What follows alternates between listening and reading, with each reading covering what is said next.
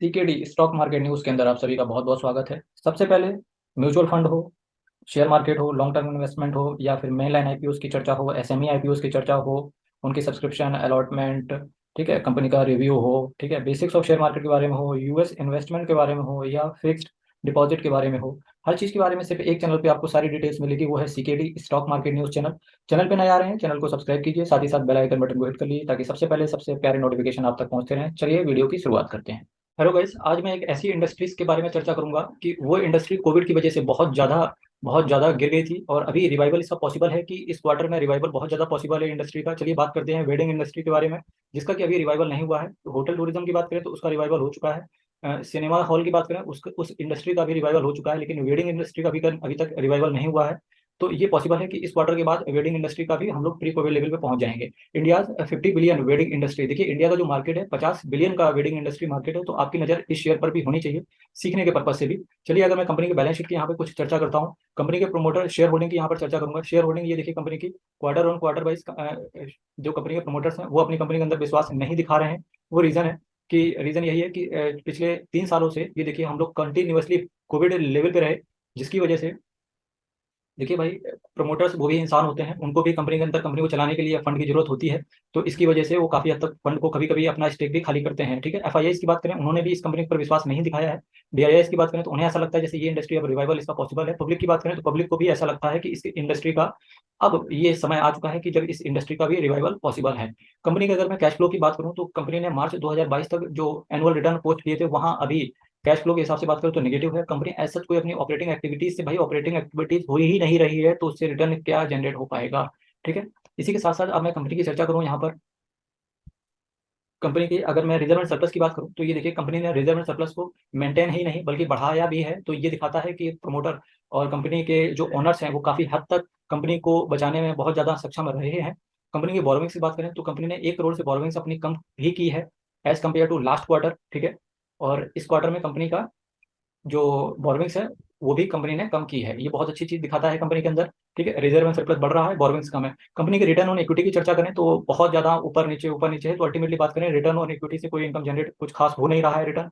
वहीं सेल्स की बात करें, सेल्स भी बहुत ज्यादा इनकी हैम्पर हुई है, तो ये खराब न्यूज है। प्रॉफिट की बात करें तो प्रॉफिट एज सच कंपनी के अंदर कोई कुछ आ नहीं रहा है, तो यहाँ भी थोड़ा सा मुश्किल भरी बात है। कंपनी का सीएजीआर की बात करें तो -23% है पिछले 1 साल का, जो कि बहुत बेकार है। तो इसकी वजह से भी और स्माइल करने की उम, कुछ खास अभी यहाँ पर दिखा नहीं है मुझे। अगर अर्निंग पर शेयर की बात करूँ तो अर्निंग पर शेयर देखिए 8.47 का अर्निंग पर शेयर है, जो कि ये मैं बात कर रहा हूँ यहाँ per year on year basis पे। जी हाँ, यहाँ पर मैं बात कर रहा हूँ ईयर ऑन ईयर बेसिस पे अर्निंग पर शेयर, ठीक है। 8.47 से कितना हो गया, 34.61। दैट मीन्स कि लास्ट ईयर जो ईपीएस 34 पे चल रहा था वो इस साल कितने पे चल रहा है, 31 मार्च 22 तक 8 पे आ गया, जो कि ये दिखाता है कि कंपनी के अंदर ज़्यादा रेवेन्यू का जनरेशन नहीं हो पा रहा है। वहीं कंपनी की टीटीएम ईपीएस की बात करें तो 5.41 है, जो कि बहुत ज़्यादा गिरा है। और टीटीएम ईपीएस की बात होती है टोटल ईपीएस पिछले 1 साल का, ठीक है, ये टीटीएम का मतलब होता है। अगर कंपनी की सेल्स की बात करें तो यहाँ पे सेल्स देखिए आप, कंपनी की सेल्स काफी कम हुई है फ्रेंड्स। जब इनकम ही नहीं है तो सेल्स कहाँ से स्टार्ट होगी इनकी। अगर वहीं एक्सपेंस की बात करें तो कुछ फिक्स्ड एक्सपेंस ऐसे होते हैं ऐसे बिजनेस में जो उन्हें करने ही पड़ते हैं, भले बिजनेस आए या ना आए। फॉर एग्जाम्पल लाइटिंग है, लगनी ही लगनी है, बिजनेस चले या ना चले, तो इसी वजह से इनका जो एक्सपेंस है वो बढ़ा है, ठीक है। इसी के साथ साथ अगर मैं बात करूँ यहाँ पर क्वार्टर वाइज अगर मैं बात करूँ तो ये देखिए सेल्स क्वार्टर वाइज देखिए, सेल्स जो सितंबर क्वार्टर में है वो इनकी इंक्रीज हुई है। इसी के साथ साथ एक्सपेंस भी जिस हिसाब से इनका सेल्स इंक्रीज हुआ है उस हिसाब से चर्चा करें तो कुछ खास इन्होंने हालांकि इंटैक्ट रखा हुआ है, लेकिन कुछ खास एक्सपेंस भी इन्होंने इंक्रीज नहीं किए हैं, जो कि एक ठीक चीज दिखाता है। इसी के साथ साथ अगर मैं कंपनी के ईपीएस की बात करूं क्वार्टर ऑन क्वार्टर वाइज, तो इस क्वार्टर में देखेंगे सितंबर क्वार्टर में तो अर्निंग पर share God thanks to God की पॉजिटिव आ चुकी है कंपनी। ये दिखाती है कि कंपनी का रिवाइवल पॉसिबल है, हमें रिवाइवल ही चेक करना है यहाँ से, ठीक है। इसी के साथ साथ मैं कुछ और बातें करूंगा इस कंपनी के सब्जेक्ट पे आपको। देखिए मार्केट प्राइस देखिए, एक मिड कैप कंपनी है, 5,119 करोड़ का इसका मार्केट कैप है। कंपनी की करंट शेयर प्राइस की बात करें 607 रुपये चल रहा है। हाई वहीं इसने 958 रुपये का लगाया, लो इसने 520 रुपये का लगाया। इसके बाद स्टॉक का पीई बात करें, बहुत महंगा शेयर है, पीई के हिसाब से देखें 113 का पीई चल रहा है, बुक वैल्यू 415 की है। फ्रेंड्स कुछ चीज़ें आपको देखनी पड़ेंगी यहाँ से, जो कि इसका कौन से रहेंगे, ठीक है। तो वो चीज़ें रहेंगी आपके सामने। कंपनी ने कभी डिविडेंड नहीं दिया है। प्रोमोटर्स की बात करें तो प्रोमोटर्स ने अपने शेयर्स को प्लेज किया हुआ है, और तथा इसके साथ साथ कंपनी के जो शेयर होल्डिंग है प्रोमोटर्स की वो भी डिक्रीज हो रही है। तो ऐसे शेयरों में इन्वेस्टमेंट करने से पहले 4 बार सोचें, ठीक है, फिर इन्वेस्टमेंट करें, क्योंकि रिटेलर्स यहीं पर ट्रैप हो जाता है। जस्ट डायल लिमिटेड, इस कंपनी की मैं बात कर रहा था। चलिए नेक्स्ट कंपनी की चर्चा करते हैं यहाँ से। इंडिया की वेडिंग इंडस्ट्री हो और अगर इस कंपनी की चर्चा ना हो तो ये तो इम्पॉसिबल है। इसी कंपनी की मैं चर्चा करूंगा क्वार्टर वाइज। सबसे पहले क्वार्टर वाइज चेक करते हैं यहाँ से, ठीक है। प्रमोटर की अगर मैं चर्चा करूँ क्वार्टर वाइज, तो देखिए प्रमोटर ने कंपनी के ऊपर अब जाके विश्वास दिखाया है। प्रमोटर को भी लगता है, ऐसा लगता है कि जैसे कि नवंबर दिसंबर जनवरी और फिर उसके बाद मार्च अप्रैल तो ऑफ रहेगा, फिर अप्रैल के लास्ट तक, अप्रैल मई जून वापस से इस ईयर में बम्पर तरीके से बूम आने वाला है। एफआईआईज की बात करें तो इस कंपनी के अंदर एफआईआईज ने, देखिए एफआईआईज कम विश्वास दिखा रहे हैं, लेकिन इस कंपनी के ऊपर डीआईआईज ने भी कम विश्वास दिखाया है। पब्लिक की बात करें तो 9.28, इस कंपनी को पब्लिक ने भी काफी कम विश्वास दिखाया है एज कम्पेयर टू जेडी। तो इसका जो शेयर होल्डिंग पैटर्न है वो काफी वीक है, ठीक है, ये आपको देख के लग गया होगा, ठीक है। अगर वही कंपनी की बात करूं मैं, ये देखिए कैश फ्लो की कंपनी की चर्चा करते हैं, ईयर ऑन ईयर बेसिस पे चर्चा करेंगे। ये देखिए, ठीक है, कैश फ्लो देखिए, कैश फ्लो यहाँ का पॉजिटिव है। दैट मीन्स कि यहाँ से देखिए ऑपरेटिंग एक्टिविटीज से भी इनकम इनकी जनरेट कर पा रहे हैं। ये इनकम इन्वेस्टिंग एक्टिविटी और ये फाइनेंशिंग एक्टिविटीज के साथ साथ इसके साथ भी इन्वॉल्व है, लेकिन ओवरऑल कैश फ्लो देखें तो पॉजिटिव है। लेकिन पिछले साल के अकॉर्डिंग देखें तो इस बार इनका कैश फ्लो काफी हद तक डूब चुका है। तो ये कंपनी के अंदर सोचने वाली बात भी हो सकती है और प्लस कंपनी के लिए पॉजिटिव बात भी हो सकती है। अब आपको ये निकाल के लाना है कि इन्वेस्टिंग का इन्वेस्टमेंट करने का आपको रास्ता ढूंढना है। रिजर्व एंड सरप्लस की वही मैं अगर चर्चा करूं तो 299 करोड़ से उठ के इनका रिजर्व एंड सरप्लस केवल रह गया 218 करोड़, जो कि कंपनी के अंदर एक खराब चीज है। वहीं इसी के साथ साथ कंपनी की बोरोविंग्स की बात करें तो कंपनी ने बोरोविंग्स अपनी बढ़ा ली है। तो ये भी कंपनी के अंदर थोड़ा सा खतरनाक चीज लग रही है। देखिए रिजर्व एंड सरप्लस में कम हुआ है, बोरोविंग्स कंपनी ने बढ़ा ली है। इन्होंने बीच में पैसे का क्या किया, डिविडेंड बांट दिया। वही कंपनी की अदर लाइबिलिटीज की बात करें तो 141 करोड़ की अदर लाइबिलिटीज है। अब ये देखिए कंपनी की इन दोनों चीजों को जोड़ दो, ठीक है, तो ऑलमोस्ट हो गया करीब 210 करोड़, और उतना ही कंपनी के अंदर रिजर्व एंड सरप्लस है, जो कि दिखाता है कंपनी के अंदर की स्ट्रेंथ इतनी कुछ खास नहीं है। ये ऑलमोस्ट बाउंड्री लाइन पे ही बॉलिंग करने में यकीन रखते हैं। इसके साथ साथ कंपनी के अंदर इक्विटी की चर्चा करें, रिटर्न ऑन इक्विटी की चर्चा करें, तो देखिए company return on equity, equity से इनकम को जनरेट कर पा रही है। ये कंपनी की बहुत अच्छी चीज है। ये कंपनी के लिए, किसी भी कंपनी के लिए बहुत अच्छी चीज होती है अगर कंपनी अपनी इक्विटी से कुछ ना कुछ रिटर्न को जनरेट करती रहे। वहीं सेल्स की बात करें, प्रॉफिट की बात करें और सीएजीआर की बात करें, सीएजीआर की बात करें तो कंटिन्यूसली डिक्रीजिंग सीएजीआर इनका आ रहा है। वहीं कंटिन्यूसली कंपनी की प्रॉफिट की चर्चा करें तो वो भी अभी तक देखें ट्रेलिंग, इसका मतलब होता है टीटीएम का मतलब होता है ट्रेलिंग 12 मंथ प्रॉफिट, ठीक है। अगर वहीं ईपीएस की जब मैं चर्चा कर रहा हूँ तो वहाँ टीटीएम का मतलब होता है ट्रेलिंग 12 मंथ ईपीएस, ठीक है। कंपाउंडेड, अगर इसी के साथ साथ मैं आपको टर्म भी बताता रहता हूँ, और इसी के साथ साथ मैंने टर्म के लिए वीडियो भी एक बना दिया है, तो आप मेरी प्लेलिस्ट में जाके चेक कीजिए, प्लेलिस्ट मेरी जरूर चेक कीजिए। मैंने हर टाइप का कंटिन्यूसली पर्टिकुलरली मैंने एक प्लेलिस्ट बना दिया है, तो आपको ज़्यादा परेशानी नहीं होगी प्लेलिस्ट को देखने में, ठीक है।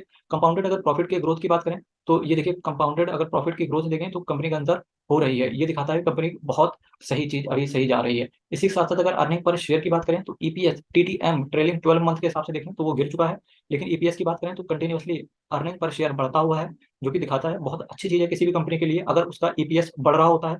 वहीं अगर कंपनी की मैं सेल्स और एक्सपेंस की बात करूं ईयर ऑन ईयर बेसिस पे, क्योंकि सेल्स कंपनी की इंक्रीज हो रही है, वहीं कंपनी की इसी के साथ साथ लेकिन कंपनी ने अपना एक्सपेंस को भी इंक्रीज किया है, जो कि काफी खराब चीज है कंपनी के लिहाज से, ठीक है। कि किसी भी कंपनी को सेल्स अपना इंक्रीज करना होता है और खर्चों पे कंट्रोल करना होता है, ठीक है।